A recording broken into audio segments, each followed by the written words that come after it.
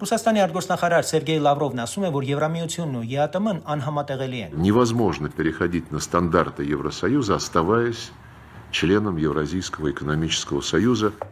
Շատ ճիշտ է ասում Լավրովը, անհամատեղելի են։ Խնդիրը սակայն նրանում է, որ ԵԱՏՄ-ն վաղուց դադարել է լինել զուտ տնտեսական միավորում եւ գործնականում դարձել է քաղաքական վերահսկման եւ վասալային կախվածություն ամրագրելու մեխանիզմ։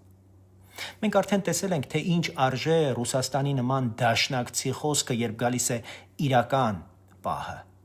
Անվտանգության խոստումները չեն աշխատում, պարտավորությունները չեն պահվում, իսկ մեր երկիրը մնում է միայնակ իր ամենավճռորոշ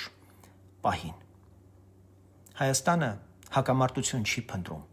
Հայաստանը փնտրում է կենսունակություն ու պետական ամրություն, եւ Եվրամիության չափանիշները մեզ համար ոչ թե այս իմաստով արևմտյան քմահաճույք են, այլ պետություն կառուցելու գործիք։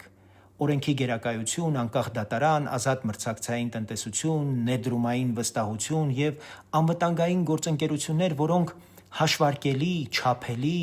ստուգելի են։ Եթե որևէ երկիր, կառույց կամ պաշտոնյա պահանջում է, որ Հայաստանը հրաժարվի ինքնուրույն որոշումից, ապա հենց այդ պահանջն է անհամատեղելի Հայաստանի ապագայի հետ։ Մենք ընտրում ենք այն ճանապարհը, որը Հայաստանին դարձնում է ինքնիշխան, կանխատեսելի ու պաշտպանված պետություն, ոչ թե այն համակարգը, որը մեզ պահում է արտաքին թելադրանքի ու մշտական վասալացման մեջ։ Սա սոսկ հռետորաբանություն չէ, սա պետական հաշվարկ է հանուն Հայաստանի ուժեղացման, շարունակականության եւ հարատևման։